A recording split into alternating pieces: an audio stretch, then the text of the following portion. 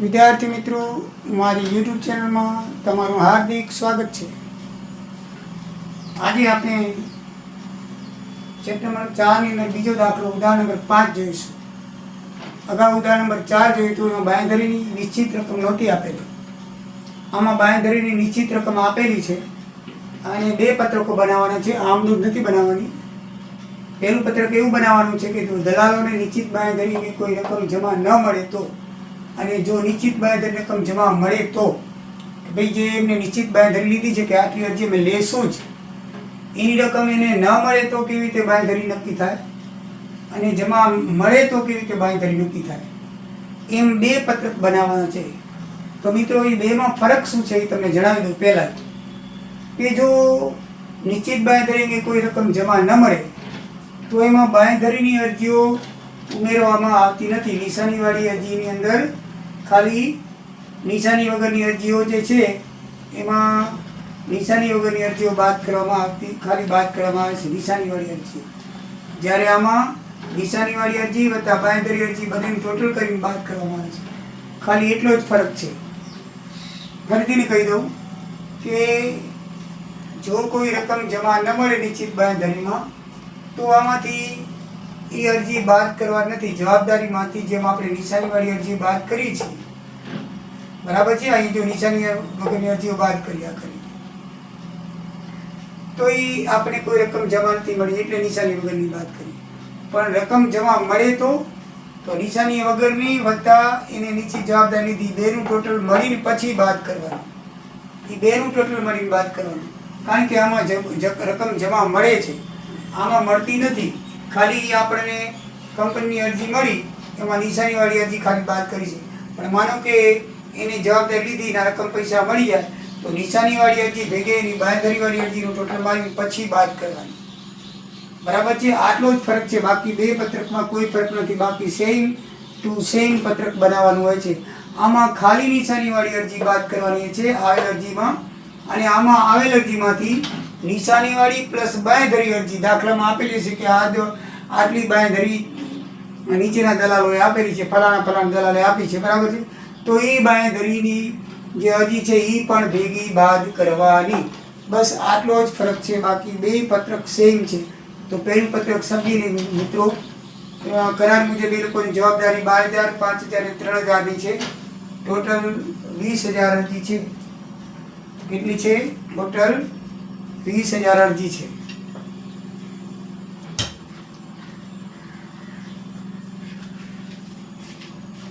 તો 20,000 અરજીની અંદર નિશાનીવાળી કેટલી આવી છે આપણને કહી દીધું છે. નિશાનીવાળી 2,000, 4,000 ને 1,000. 2,000, 4,000 ને 1,000. તો આમાં બધામાં પ્લસ આવશે કારણ કે પૂરેપૂરી અરજી કોઈની આવી નથી. તો બાકી અરજીઓ 10,000, આની 1,000, આની 2,000, ટોટલ 13,000 છે. 20,000માંથી 7,000 નિશાનીવાળી છે એટલે ટોટલ કેટલી રહેશે? 7,000 રહેશે. ટોટલ છે 20,000 છે. બરાબર છે. 100 રૂપિયાનો એક એવા. હવે નિશાની વગરની અરજીઓ આપણે એનું પ્રમાણ 12:5:3 આગળ 3 વિના કાઢી. બરાબર છે. તો 12:5:3 એનું પ્રમાણમાં આવશે. શું આવશે? 12:5:3. 3 મહિના બધામાંથી કાઢી નાખવાના. આમાંથી 3, આમાંથી 3, આમાંથી 12:5:3 એનું પ્રમાણ આવી. બરાબર છે. તો ટોટલ અરજી 20,000 બહાર પાડી એમાંથી 15,000 આવી પાછી ભરાઈ હતી. બરાબર છે. એમાં નિશાનીવાળી કેટલી છે? 7,000. કેટલી છે? 7,000. નિશાની વગરની કઈ છે? 8,000. આ નિશાની વગરની અરજીને આપણે 12:5:3 પ્રમાણમાં અહીંયા વેચીને 8,000ની ફાળવણી કરશું, એટલે એ માઇનસ કરશું. બરાબર છે. એ આપણે શીખેલા છીએ. પહેલી નિશાની વગરની બાદ કરવાની, સોરી નિશાનીવાળી બાદ કરવાની. નિશાનીવાળી બાદ કરી પછી નિશાની વગરની બાદ કરવાની. તો આ નિશાની વગરની બાદ કરી અને પછી જે બાકી હજી બધી 5200 -1,000, 800 ને 500. બરાબર છે મિત્રો. હવે આ જે -2 વધારો છે એ અ ને કને વેચી દેવાનું થશે. બરાબર છે. તો જો બનો વધારો 1000 થી બાકીના બે દલાલો અ અને ક ને તેના પ્રમાણે 12/3 ના પ્રમાણે વેચી નાખીએ 1000, તો 800 ને 200 એને આવે ભાગ. એટલે અહીંયા +1000 આવશે, અહીંયા -800 અને -200. હવે અહીંયા 4400 વધશે, અહીંયા કાંઈ નહીં વધે, અહીંયા 600 વધશે અને અહીંયા 5000 વધશે. બરાબર છે. હવે એને નિશ્ચિત જવાબદારી કેટલા શેરની આપે? આમ તો આ જવાબ આવી ગયો, પણ આપણે દાખલામાં નિશ્ચિત બાંયધરી આપી છે દલાલોએ કે અમે આટલા શેર ખરીદી શું છે. બરાબર છે. એમાં તમે છૂટી પડ્યા એમ. તો નિશ્ચિત બાંયધરી આપણને દાખલામાં આપી છે 1600, 600 ને 2000. તો એ આ સામાન્ય જવાબદારીમાં ઉમેરી નાખવાની એટલે એને કુલ જવાબદારી થઈ જાય. શું જવાબદારી થઈ જાય? કુલ. ઓમાં આપણે સીધી આ જવાબ આવી જતો હતો. પણ જો નિશ્ચિત જવાબદારી આવી હોય તો એ સામાન્ય જવાબદારીમાં ઉમેરી દેવાની. તો આ સામાન્ય જવાબદારીમાં આપણે ઉમેરી દીધી. આ દાખલામાં આપેલી છે કે ભાઈ આ દલાલે આટલી શેર નિશ્ચિત જવાબદારી આપેલી છે, તો કુલ જવાબદારી 6626 ટોટલ 9200 શેરની જવાબદારી થાય. 9200 કેવી રીતે આવ્યા? તો જો બહાર પાડેલ અરજીઓ હતી 20000, એમાં ભરાયેલી અરજી કેટલી આવી? 15. નહીં ભરાયેલી અરજી કેટલી? 5000 થઈ. બાંયધરી કેટલી લીધી છે? 1600, 600 ને 2000. આ 1600, 600 ને 2000 એટલે 4200 શેરની બાંયધરી લીધી. એટલે 5000 અરજી બાકી હતી છે અને 4200 ની લોકોએ બાંયધરી લીધી. ટોટલ 9200 ની જવાબદારી એમને લીધી છે. એટલે આ 9200 શેર અરજીની જવાબદારી દર્શાવતું પત્ર કોઈ રકમ જમા ન મળે એ માટે આવી ગયું. હવે બાંયધરી રકમ જમા મળે તો જમા મળે તો આમ કુલ જવાબદારી તો એની જ લખવાની છે. પણ આપણે જેમ નિશાની વાળી અરજી બાદ કરી છે ને, એમાં ખાલી આ 2000, 4000 એ બાદ કર્યા ને, એમાં આપણે આ જે બાંયધરી આપી છે ને, આ 16, 600 ને 200, 2000 એ પણ ઉમેરવાની. કારણ કે આના પૈસા આપણને મળી ગયા છે. એના પૈસા આપણને આમ કેમ આના પૈસા મળી ગયા? નિશાની વાળી અરજી આવી, એના પૈસા મળી ગયા છે.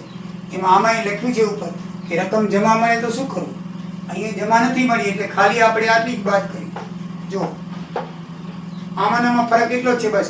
તો આમાં ખાલી નિશાની વાળી અરજી દાખલામાં લીધી હતી એ બાદ કરી. આમાં નિશાની વાળી અરજી જે છે એમાં બાંયધરીની અરજી ઉમેરવાની અને પછી બાદ કરવાનું. બસ એટલો જ ફરક છે આમાં ને આમાં. બાકી સેમ ટુ સેમ. તો આમાં આપણે 2000 + 1600, 4600, 1000, 2000, 3000.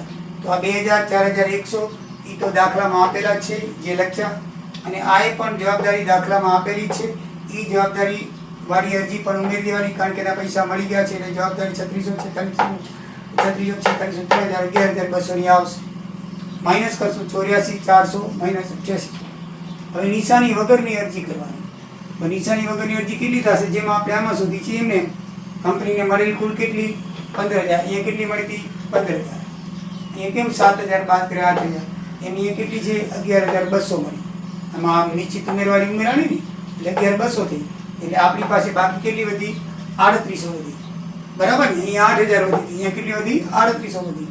તો એને 15/5, 12/5 ના પ્રમાણે વેચીએ તો આ પ્રમાણે ભાગ એનો આવે. તો બાકી અરજી કેટલી રહી? અને 120. આમાં માઇનસ આવશે, આમાં માઇનસ આવે. હવે એક ખાલી અ જ રહ્યો છે. આ બે ને માઇનસ અ ભોગવશે. તો 550 પણ આમાં લખી નાખો, 570 પણ આમાં લખી નાખો. પ્રમાણની કંઈ જરૂર નથી, કારણ એક જ છે એ પોતે જ ભોગવી લેશે. એટલે અહીંયા લખી નાખો ને અહીંયા ++2 કરી નાખો એમાંથી લઈને. એટલે આ બે શૂન્ય થઈ જશે. અને 120 માંથી અ અને ક નો વધારો બાદ થાય એટલે આની પાસે 5000 રહેશે. કેટલા રહેશે? 5000. એ 5000 ની જવાબદારી આવી ગઈ. હવે જે વધારે બાંયધરી લીધી છે એ શેર પણ ઉમેરવા પડે. આ ખાસ ધ્યાન રાખજો. સામાન્ય જવાબદારીમાં અહીંયા કેમ આપણે નિશ્ચિત જવાબદારી સામાન્ય જવાબદારી આવી ગઈ 5000 શેરની, એમ અહીંયા પણ 5000 શેરની આવી ગઈ. અને અહીંયા કેમ બાંયધરી ઉમેરી, એમાં આમાં પણ બાંયધરી ઉમેરી દેવાની છે. એટલે 6600, 600 અને 2000 ટોટલ 9200 આવી ગઈ. સેમ ટુ સેમ બે પત્રક બને છે. એક જ ખાલી બાંયધરી અરજી ઉમેરીને બાદ કરવાની, અહીંયા ખાલી નિશાનીવાળી બાદ કરવાની. બસ આટલો જ આ દાખલામાં ડિફરન્સ છે. તો મિત્રો તમને ખબર પડી ગઈ હશે કે બાંયધરીની રકમ જમા નથી હોય તો અને જમા થાય તો કેવી રીતે પત્રક બનાવાય. બરાબર છે? તો મિત્રો આવજો, તમને રકમ બતાવી દઉં. ઉદાહરણ નંબર 5,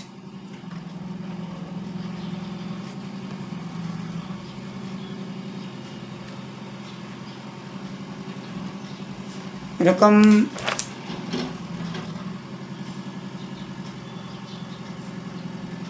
આ રીતની છે, અહીંયાથી શરૂ થાય છે, આમ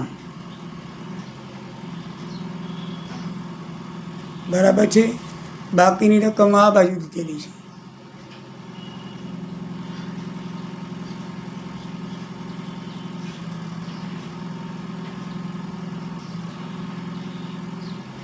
ચલો મિત્રો, આવજો. જય દ્વારકા.